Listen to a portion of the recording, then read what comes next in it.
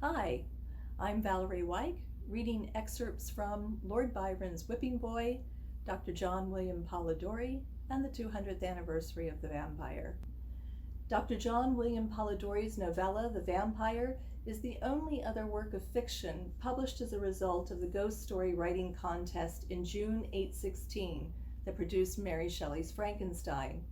Although Polidori was a key player in that controversial literary circle at Lake Geneva that included 23-year-old poet Percy Bysshe Shelley, Shelley's 18-year-old mistress Mary Godwin, not yet Mary Shelley, London's 28-year-old literary rock star Lord Byron, and Byron's mistress of the moment, Claire Clairmont, he failed to attain the equivalent legendary status of either Lord Byron or Mary Shelley. But with 2019 marking the 200th anniversary of his novella, Polidori and his Vampyre bear out their own literary worth and significance. Published in April 1819, The Vampyre predates Bram Stoker's Dracula by almost 80 years, earning the distinction as the first modern vampire tale published in English. Relegated to little more than a supporting role in the Frankenstein origin story, the Catholic Polidori seemed an unlikely conduit for introducing vampire folklore to British readers. But he not only introduced vampire lore to a mainstream English-speaking audience, he also forever shaped the modern view of the vampire as a smoldering, seductive, and sexy beast. Polidori's sudden employment as Lord Byron's personal physician beginning March 28, 1816, not only thrust him into the midst of the famous poet's inner circle, but plunged him into his lordship's latest personal crisis. Byron was also in tremendous debt, and bailiffs planned to seize his property at Piccadilly Terrace. Devastated by the vicious gossip, his short-term plan was to flee to Europe. Byron and Polidori set sail on April 25th, while Claire, Mary, and Shelley sailed from Dover on May 3rd. The latter party arrived at Lake Geneva first on May 13th. Byron and his entourage arrived on May 25th.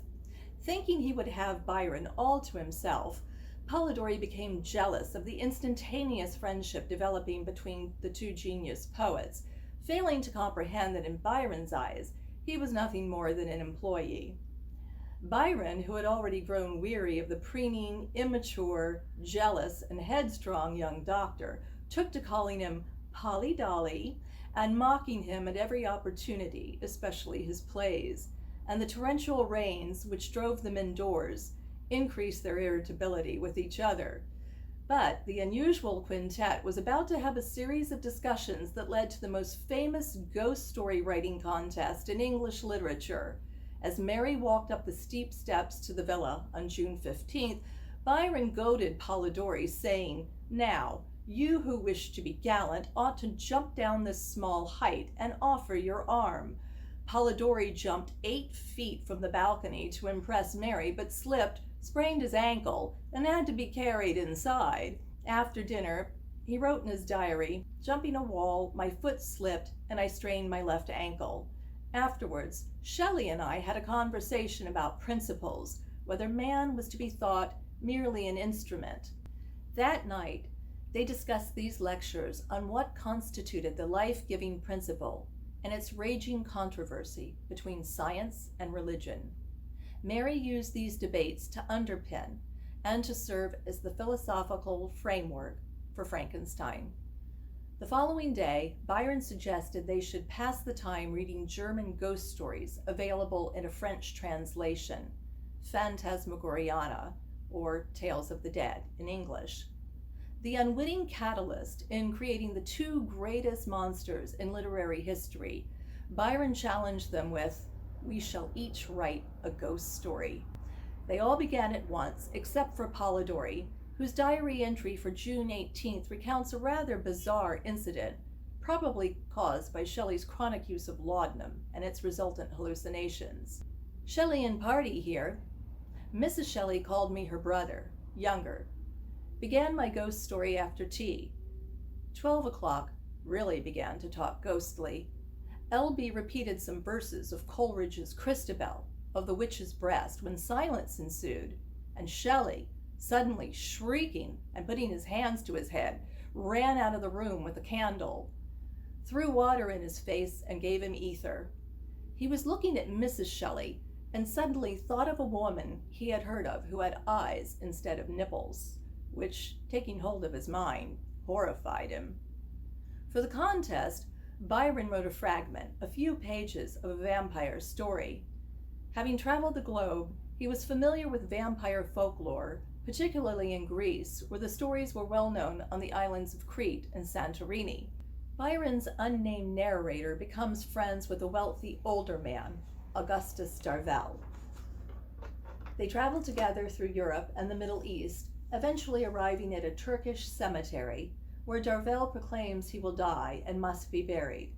Darvel asks his friend to swear he would conceal his death from everyone, but before he can tell him why, Darvel dies and his corpse instantly turns black. The narrator buries his friend. Byron abandoned his story here. Polidori rewrites Byron's two protagonists as a mysterious yet charismatic nobleman named Lord Ruthven and a wealthy but naive young man named Aubrey, who meet while enjoying London's elite society. Polidori's description of his vampire gives us a sense of his strange power over people rather than his physical attributes. It happened that there appeared a nobleman, more remarkable for his singularities than his rank. He gazed upon the mirth around him as if he could not participate therein. Apparently, the light laughter of the fair only attracted his attention that he might, by a look, quell it and throw fear into those breasts where thoughtlessness reigned. Those who felt the sensation of awe could not explain whence it arose. Some attributed it to the dead gray eye, which, fixing upon the object's face, did not seem to penetrate, and at one glance to pierce through to the inward workings of the heart, but fell upon the cheek with a leaden ray that weighed upon the skin it could not pass. Aubrey is equally fascinated by the man entirely absorbed in himself that everyone wants to know. They travel together to the continent, where Aubrey discovers a disturbing aspect of Lord Ruthven's character, whose eyes sparkled like a cat, toying with a half-dead mouse as he destroys men's lives and seduces women. There was one circumstance about the charity of his lordship which was still more impressed upon his mind. All those upon whom it was bestowed inevitably found that there was a curse upon it, for they were all either led to the scaffold or sunk to the lowest and most abject misery. When they reach Rome, Aubrey receives two letters, one from his sister and one from his financial guardian, telling him to quit the company of Lord Ruthven, who they claim is filled with an evil power. Aubrey writes a letter to his lordship to sever their traveling arrangement and continues on to Athens alone. There he meets and falls in love with a young woman named Iantha, who startles him with her insistent tales of the living vampire who had passed years amidst his friends and dearest ties, forced every year by feeding upon the life of a lovely female to prolong his existence for the ensuing months. Thus, Iantha becomes the unknown vampire's next victim. When her body is discovered, upon her neck and breast was blood, and upon her throat were the marks of teeth having opened the vein. Horrified, Aubrey becomes ill with fever and is bedridden.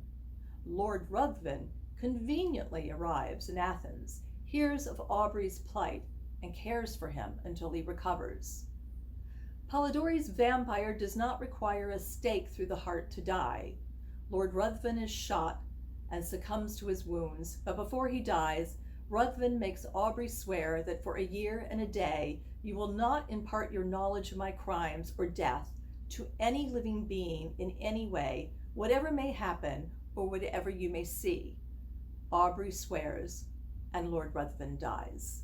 Distraught, he returns home to England, but is happy to see his beloved sister. While they are attending a social event, Aubrey is shocked to see none other than Lord Ruthven. He paced the room with hurried steps and fixed his hands upon his head as if he were afraid his thoughts were bursting from his brain. Lord Ruthven again before him. He could not believe it possible. The dead rise again. What is more, Ruthven, using a different name, now pursues Aubrey's sister. Why Aubrey remains loyal to his oath is unclear, but he stays silent even though Ruthven's diabolical mind games drive him to the brink of insanity. Thank you for listening.